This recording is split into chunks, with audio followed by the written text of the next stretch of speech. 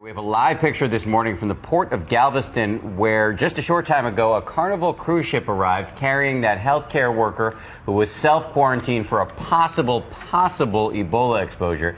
The ship was turned away by 2 countries during its journey at sea. And just hours earlier, an incredible scene on board the Carnival Magic. Look at this, a Coast Guard helicopter receiving cheers when it came to collect a blood sample from that worker. ABC's Tom Yamas has been following the story and has the very latest from Dallas this morning. Good morning, Tom. Paula, good morning to you. And several agencies, including the CDC, will meet that passenger when she disembarks from the cruise ship. Now, the lab technician has shown no symptoms, and the last time she handled Thomas Eric Duncan's blood was 21 days ago. Still a clear sign that the hypervigilance over Ebola is far from over.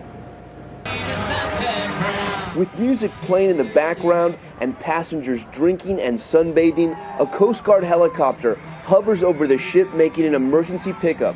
The package? A blood sample from the Dallas lab technician on board who handled specimens from Ebola victim Thomas Eric Duncan.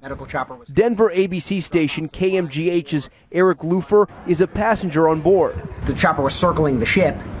It never landed. It dropped off the supplies for the blood sample. Came back about 30 minutes later and got the sample, and it was successful. The sea-to-air blood transfer coming after both Mexico and Belize refused to let the lab technician disembark in their countries, despite being classified as low risk by the CDC and exhibiting no symptoms. Carnival says once the ship arrives in Galveston, passengers can disembark. We were told that the CDC cleared us to disembark the ship itself, but people are still wondering, okay, once we're off the ship, once we're on land, then what's going to happen? And none of us know. In Ohio, health officials aren't taking any chances, now requiring self-monitoring for more than 100 people who may have had contact with nurse Amber Vinson during her Cleveland visit just days before being diagnosed with Ebola. The bottom line is everyone's being checked. At the hospital where Vincent and fellow nurse Nina Pham treated Duncan, 75 staffers are still in a monitoring phase, barred from seeing patients. We're right in the middle of the hot zone. Texas Presbyterian now releasing videos like this one. My name is Amy McCarthy, and I'm proud to be proud. Trying to win back its reputation after admitting it hadn't properly trained staff to handle Ebola patients.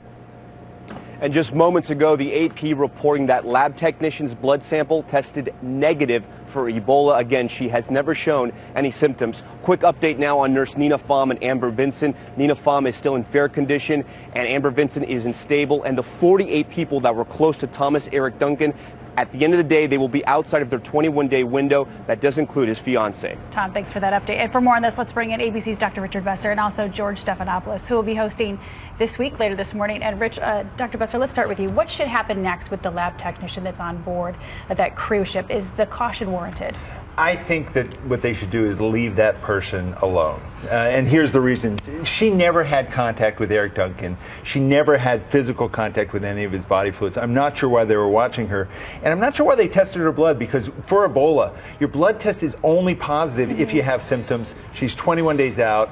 Let her go, let her alone. She's not a risk. 21 days is that incubation period. And speaking of, as of today, family members of Thomas Eric Duncan, the Ebola patient who died, they're no longer under quarantine. So what does that tell us about this disease? I mean, this is really good news, and hopefully for a lot of people it's reassuring. These are the people who had the closest contact with him. Some of these people were living with him in the house. His fiancée, who was in the house for 4 days after he was even in the hospital. Negative. This shows how difficult it is actually to get Ebola if you're not that healthcare worker handling the fluids. And I think for many people it should be very reassuring. That's such an important point to hammer home. But George, let me bring you in here. There was a late night meeting at the White House last night. The president has now convened his top officials to start talking about this crisis. He also appointed an Ebola czar. He's under fire, however, from some Republicans in Congress for the man he appointed, Ron Klain, who's got a political background and not a medical one. Do the Republicans have a point here? Well, I think the White House knew that they were going to get this criticism. You know, you've got a lot of medical experts working on Ebola right now, but to the extent there's a crisis in the United States, which I don't think there is, there's a communications crisis and a management crisis inside the government. Ron Klain is an expert in communications. He's an expert in management. That's what the government needs right now. You know, Dr. Besser has talked a lot about some of the unnecessary fear abroad in the country right now over Ebola. and it's been reported that the president is very unhappy with his own team. Can't we say that some of the mismanagement and miscommunication from the government has created an atmosphere where this fear has been allowed to grow? Absolutely. First of all, the big mistake, you have to go back to Texas Presbyterian Hospital. The fact that Thomas Duncan was not identified quickly as an Ebola patient, so many of the problems cascade from there. And also the fact that the CDC came out early and was so confident about stopping Ebola in its tracks, I think made people feel unnecessarily overconfident. So then when you have 2 more infections, people get really, really scared. But let's have some perspective here. As Rich was just pointing out, it looks like those first 48 are going to get through the 21-day period.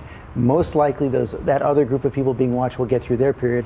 There have only been 2 infections here in the United States. With any luck, it'll stay that way. All right, George, we agree. With any luck, it'll stay that way. And George is going to have a big show this morning. Dr. Besser will be on with much more on the Ebola scare here in America. George will also question Dr. Anthony Fauci, the head of the National Institute of Allergy and Infectious Diseases. That is all coming up on This Week right here on ABC. George and Rich, thank you once again. We appreciate it.